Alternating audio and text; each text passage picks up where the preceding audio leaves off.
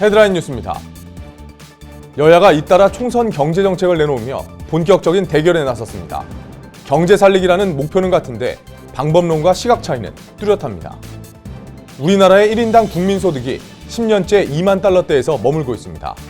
원화 약세에다 저성장이 장기화되면서 1인당 국민소득 상승세가 발목을 잡히고 있습니다.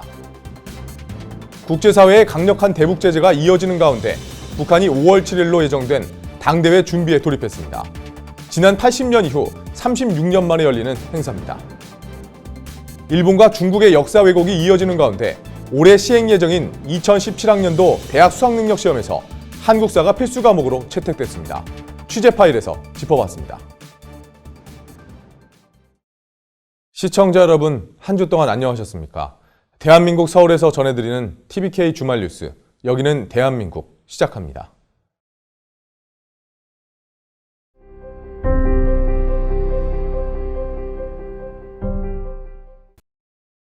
첫 번째 소식입니다. 20대 총선이 공식 선거운동에 돌입한 가운데 여야의 경제정책이 맞붙었습니다. 새누리당과 더불어민주당이 각각 경제 활성화와 경제 민주화를 주요 정책으로 내걸고 대결을 펼치고 있습니다. 전혁수 기자가 취재했습니다. 새누리당의 경제정책은 한마디로 파이를 키우는 경제 활성화입니다. 새누리당은 청년 실업 문제 해결을 비롯해 양극화 해소, 가계부채 개선 등 7대 경제정책 공약을 발표했습니다. 이 가운데 강봉균 공동선거대책위원장은 경제정책 공약 1호로 청년 일자리 창출을 위한 기업 투자 활성화를 내세웠습니다. 기업이 성장하도록 투자를 늘려야 고용을 기대할 수 있다는 겁니다. 장래성이 없는 기업은 점점 줄이면서 소위 신성장 동력이라는 새로운 일자리를 늘리는. 더불어민주당은 박근혜 정부의 경제정책을 비판하며 경제민주화를 전면에 내세웠습니다. 지난 8년간의 새누리당 정권의 경제정책을 심판하는 것을 목표로 경제민주화는 청년들에게 기회를 제공하는 국민소득에서 차지하는 가계소득 비중과 노동소득 분배율, 중산층 비중을 각각 70% 이상으로 높이겠다는 것이 핵심입니다. 더민주는 경제정책은 양극화를 해소하면서도 지속가능한 성장을 할 수 있도록 하는 것에 초점을 맞췄다고 밝혔습니다. 국민의당은 공정경제를 최우선 정책으로 내걸고 중소기업의 육성 기반을 구축하겠다고 약속했습니다. 대표적으로 여야가 강조한 경제 분야 일자리 공약을 살펴보면요. 주요 4개 정당이 5년 동안 만들겠다던 일자리만 무려 1,100만 개인데요. 10여일 남은 선거기간 동안 여야가 발표한 공약들을 어떻게 구체적으로 실천할지에 대한 것에 대해서 언론을 통해서 전문가들의 많은 토론과 설명이 있어야 할 것이고, 수출과 내수 부진에다 사상 최악의 청년 실업 속에서 치러지는 이번 선거에서 유권자들의 표심은 어느 쪽으로 움직일지 관심이 집중되고 있습니다. TBK 뉴스 전혁수입니다. 지난해 1인당 국민 총소득이 6년 만에 감소한 것으로 나타났습니다. 이로써 우리나라는 10년 동안 국민소득 2만 달러 선에 머물며 3만 달러의 벽을 넘지 못하고 있습니다. 저성장의 장기화로 중진국의 함정에 빠졌다는 우려도 제기됩니다. 박동선 기자입니다. 지난해 1인당 국민 총소득은 27,340달러, 1년 전인 2014년에 비해 2.6%가 줄어들었습니다. 국민 소득이 줄어든 것은 글로벌 금융위기 직후인 2009년 이후 6년 만입니다. 주요 원인으로는 지난해 원달러 환율이 7% 이상 오르며 약세를 보인 것과 경제 성장률이 2.6%에 그친 것 등이 꼽히고 있습니다. 가장 중요한 거는 이제 수출이 둔화된 것이 큰 영향을 미쳤다고 볼 수가 있겠습니다. 정부의 소비 진작 정책의 영향으로 상당히 대부분의 충격이 완화되기는 했지만, 이로써 우리나라는 2006년 1인당 국민소득 2만 달러대에 진입한 이후 10년째 3만 달러의 벽을 넘지 못하고 있습니다. 일본과 유럽 등 주요 선진국들이 1인당 국민소득 2만 달러에서 3만 달러로 진입하는 데 걸린 시간은 5년 안팎이었습니다. 1인당 국민 총소득 3만 달러는 선진국 반열에 진입하는 것을 판가름하는 기준이 됩니다. 한국이 10년째 선진국 대열에 진입하지 못하면서 경제 성장이 장기간 둔화 정체하는 중진국 함정에 빠졌다는 우려도 나오고 있습니다. 정부는 올해 성장률 3.1%로 잡았지만 대부분의 민간 연구소들은 2%대를 예상하고 있습니다. 특히 수출 부진과 저유가 등 글로벌 경기 침체가 이어지면서 한국이 올해도 1인당 국민소득 3만 달러를 돌파하기는 어려울 것이라는 관측이 나오고 있습니다. TVK 뉴스 박동선입니다. 심각한 전세난이 계속되면서 서울의 아파트 평균 전세값이 처음으로 4억 원대에 진입했습니다. 지난해 2인 가구 평균 연소득이 5,200여만 원인데 이를 한 푼도 쓰지 않고 8년 동안 모아야 서울에서 아파트 전세 한 채를 얻을 수 있는 겁니다. 진용준 기자가 보도합니다. 서울 아파트 평균 전세 가격이 4억 원을 넘어섰습니다. 지난달 서울 아파트의 평균 전세 가격은 4억 244만 원을 기록했습니다. 조사를 시작한 2011년 6월 이후 최고치입니다. 2014년 2월 3억 원을 돌파한 이후 2년 1개월 만입니다. 아파트의 전세 매물 부족 현상이 이어지고 있는 데다 보미자철 수요까지 한꺼번에 몰렸기 때문으로 분석됩니다. 전세값 상승을 이끈 건 강남 지역입니다. 강남 11개구 아파트의 평균 전세값은 4억 6,700만 원. 지난해 6월 4억 원을 넘어선 이후 계속 오르고 있습니다. 강북 14개 구는 3억 2,600만 원으로 나타났습니다. 전세금 고공행진이 이어지는 가운데 월세의 비중도 증가하고 있습니다. 저금리 기조 속에 집주인들의 월세 선호가 높아진 탓으로 풀이됩니다. 서울의 아파트 전월세 거래에서 월세가 차지하는 비중은 5년 전인 2011년 3월 16.9%에서 지난달 38.4%까지 급증한 것으로 집계됐습니다. 업계 관계자는 월세 전환의 가속화로 전세 물량 부족 현상이 이어지면서 전세가 상승은 당분간 계속될 전망이라고 내다봤습니다. TVK 뉴스 진용주입니다. 북한이 오는 5월 열리는 7차 당대회를 앞두고 공식적인 준비에 들어간 것으로 알려졌습니다. 36년 만에 열리는 이번 7차 당대회에서 본격적인 김정은 시대의 개막을 선포할 것으로 보입니다. 유호승 기자의 보도입니다. 80년 10월에 열린 북한의 6차 노동당대회, 김일성이 참가한 가운데 김정일의 후계자 지위를 공식화했습니다. 북한의 당대회는 형식적인 최고 의사결정 기구로 올해 5월 7일 7차 당대회가 예고돼 있습니다. 36년 만에 열리는 당대회를 앞두고 북한이 참가 후보자 선발을 위한 공식 절차에 들어간 것으로 알려졌습니다. 제7차 당대회를 통해서 명실상부한 김정은 시대를 선포하겠다는 의도가 담긴 것으로 분석합니다. 김정은 시대의 개막을 선포할 것으로 보이는 이번 7차 당대회에는 3천여 명의 대표자가 참가할 것으로 예상됩니다. 참가자 명단은 이달 중순께 확정될 것으로 보이는데 북한 지도층의 세대교체 상황을 알 수 있을 것으로 예측됩니다. 김정은은 집권 이후 각급 간부들을 젊은 인사로 교체하는 작업을 벌여온 것으로 알려졌습니다. 또한 7차 당대회에서 김정은은 집권 5년차를 맞아 핵, 경제, 경진 노선을 재확인할 것으로 예상됩니다. 다만 북한의 4차 핵실험과 장거리 미사일 발사에 따른 유엔 안보리의 강력한 대북 제재에 따라 이번 7차 당대회에서 북한이 경제 성과를 과시하기는 어려울 것이라는 관측이 나오고 있습니다. TVK 뉴스 유호승입니다. 간추린 뉴스입니다. 해외 유권자들을 대상으로 한 20대 총선 재외국민투표가 일제히 시작됐습니다. 재외유권자는 거주 지역과 관계없이 세계 어디에서도 투표할 수 있습니다. 재외국민투표는 한국 시각으로 지난달 30일 뉴질랜드 오클랜드 분관을 시작으로 오는 4일까지 113개국 198개 재외투표소에서 유권자 15만 4천여 명을 대상으로 시행됩니다. 뉴욕과 LA 투표소에서도 소중한 한 표를 행사하기 위한 유권자들의 발길이 이어졌습니다. 하지만 투표 첫날 사전 신고를 하지 않았거나 영주권 카드를 지참하지 않아 발길을 돌린 유권자도 있었습니다. 선거에 참여하기 위해 등록한 영주권자들은 반드시 영주권 원본을 지참해야 투표할 수 있습니다.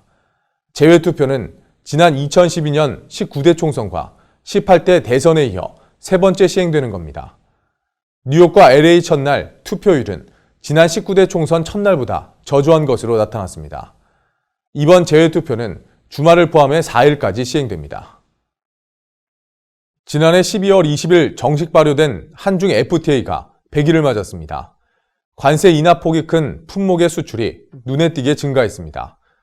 한국무역협회 국제무역연구원이 발간한 한중 FTA 발효 100일에 대한 무역업계의 평가와 전망 보고서에 따르면 올해 전자응용기기 분야의 대중 수출이 97.6% 늘었습니다.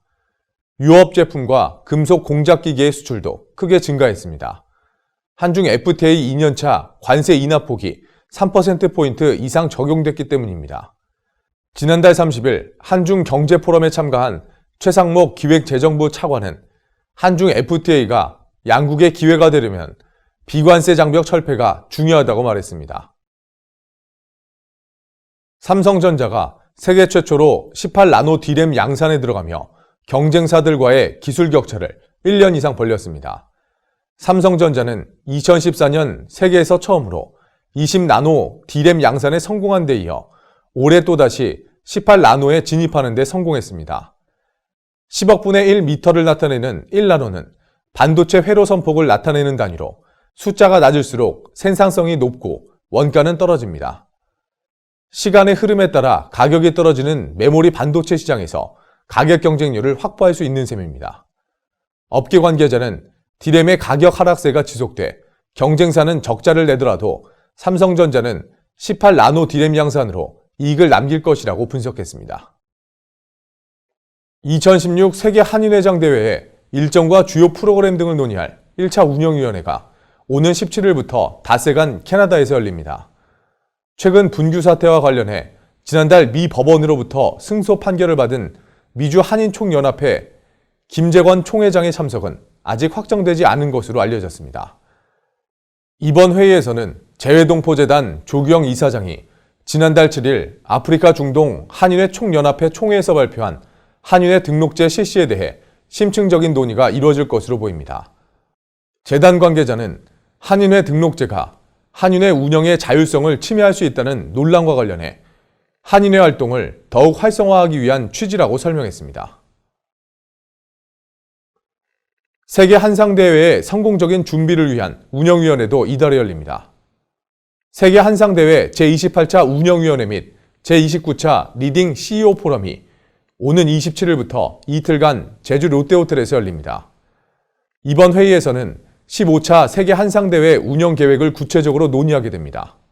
또 차기 개최지에 대한 논의도 이루어질 것으로 보입니다. 현재 후보로는 경남 창원과 서울특별시 두 곳입니다. 세계 한상대회는 해외 동포의 경제적 교류를 위해 열리는 경제인 대회로 올해 9월 27일부터 29일까지 제주도에서 열릴 계획입니다.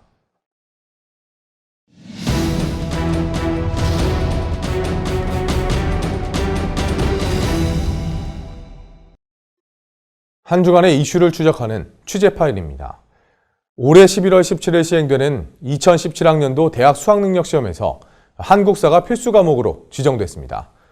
교육계에서는 일본과 중국의 역사 왜곡에 대응해 학생들의 올바른 역사인식이 필요하다는 데는 동의하지만 수능 필수 과목 지정에 대해서는 서로 다른 목소리를 내고 있습니다. 진용준 기자가 취재했습니다. 수능 4교시에 편성된 한국사는 필수 과목이기 때문에 반드시 치러야 됩니다. 교육부 한국교육과정평가원은 최근 이 같은 내용의 2017학년도 수능 시행 기본계획을 확정해 발표했습니다. 우리 역사에 대한 기본 소양을 평가하면서도 수험 부담은 최소화할 수 있도록 핵심 내용을 중심으로 평이하게 출제될 것입니다. 시험을 보지 않을 경우 한국사만 0점 처리되는 게 아니라 전체 수능 성적이 무효 처리됩니다.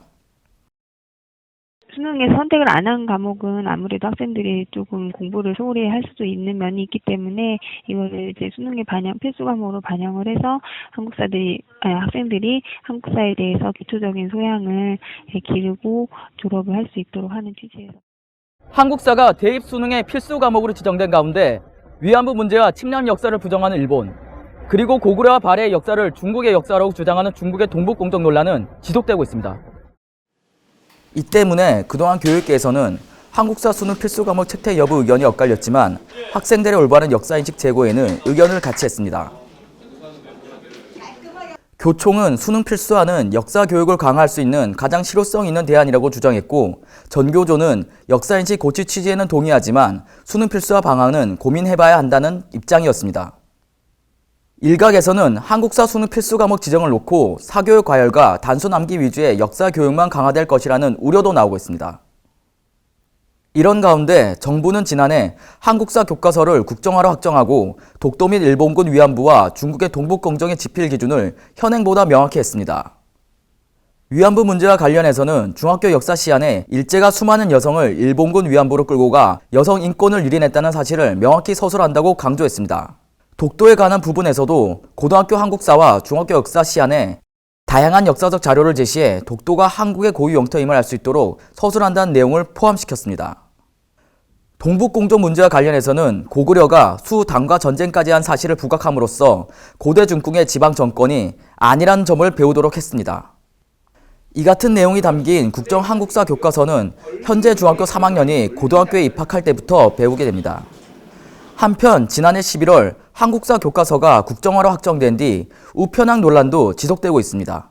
일본과 중국의 역사 왜곡이 끊이지 않는 가운데 한국사 교과서 국정화와 수능 필수 과목 지정이 우리 학생들의 역사 인식에 어떤 영향을 미치게 될지 주목됩니다. TVK 뉴스 진용주입니다.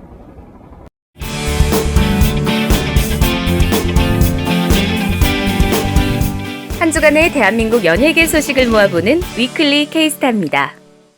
오늘의 첫 주인공은 데뷔 18년 차를 맞은 장수 아이돌 신화인데요. 90년대 대표 아이돌 그룹으로서 현재까지 왕성한 활동을 보이는 신화가 최근 데뷔 18주년 기념 콘서트를 열었습니다. 콘서트 전 기자회견에서 리더 에릭은 인생의 절반가량을 함께 해온 멤버들과 팬들에게 감사한 마음을 전하며 앞으로도 좋은 음악과 무대로 찾아뵙겠다고 활동 계획을 밝혔습니다. 이틀간의 콘서트를 통해 2만여 명의 팬들과 함께한 신화. 앞으로 각 멤버별로 드라마와 뮤지컬, 해외 공연 등의 바쁜 일정을 소화한 뒤 올 하반기쯤 새로운 앨범으로 찾아올 예정인 것으로 알려졌습니다. 한국의 레게를 이끄는 가수 하하와 스컬. 이들이 최근 레게 음악의 전설 밥 말리의 아들인 스티븐 말리와의 협업을 통해 신곡 러브 인사이드를 발표했습니다. 그래미 어워드 수상자이기도 한 스티븐 말리가 아시아권 가수들과 함께 작업을 한 것은 이번이 처음이라 더욱 관심을 끌고 있습니다. 스티븐 말리는 러브 인사이드의 데모 버전을 듣고 흔쾌히 하하와 스컬과의 작업을 수락했다고 하는데요. 직접 가사와 멜로디 작업에 참여하는 열의를 보였다는 소문입니다. 그 밖에도 강남스타일의 작곡가 유건영 씨가 작곡과 편곡, 프로듀싱을 맡아 완성도를 더욱 높였다고 합니다. 최근 7, 80년대 인기를 모았던 가수들의 잇따른 활동 복귀가 눈에 띄고 있습니다. 먼저 1972년 개여울로 데뷔해 패티김을 잇는 대형 가수로 주목받았으나 돌연 은퇴를 선언해 아쉬움을 남겼던 정미조 씨가 35년 만에 새 음반을 내고 활동을 재개했습니다. 이어 같은 시기 모닥불, 세월이 가면 등의 노래를 유행시킨 포크스타 박인희 씨도 국내 복귀를 선언하고 콘서트 계획을 발표했습니다. 이 밖에 아파트의 윤수일, 1세대 로커이자 작곡가인 윤항기 씨도 활동 복귀를 선언했는데요. 이들과 함께 7, 80년대를 보냈던 중년의 음악 팬들에게 추억을 되살리는 반가운 소식일 듯합니다. 가수이자 뮤지컬 배우로 활약 중인 리사 씨가 다음 달 100년 가약을 올리는데요.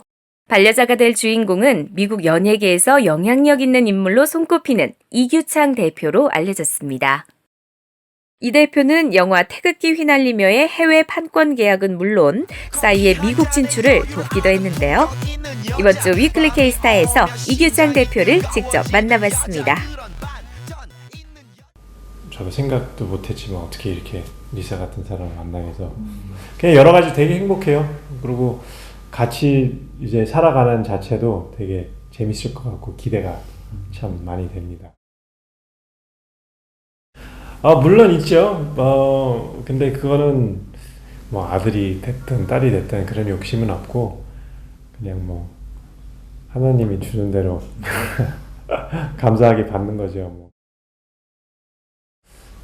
지금까지 제가 해왔던 작품들이나 진행하는 작품들은 한국 콘텐츠랑 해외 콘텐츠를 엮이는 콜라보레이션을 좀 하는 편이에요. 앞으로도 그런 일들을 많이 하려고 해요.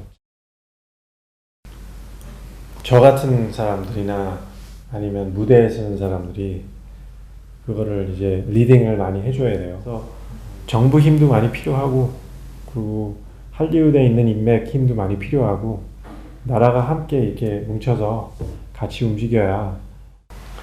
네, TVK 시청자 여러분, 그 한국 콘텐츠가 그래도 10년 전이랑 오늘이랑 많이 틀리죠. 그 와중에 엄청 많은 사람들이 고생을 하면서, 물론 화면에선 되게 화려하게 보이지만 팬 여러분들과 시청자들이 안 보시면 아무 효과가 없으니까 좀 이쁘게 봐주시고 응원 많이 해주십시오.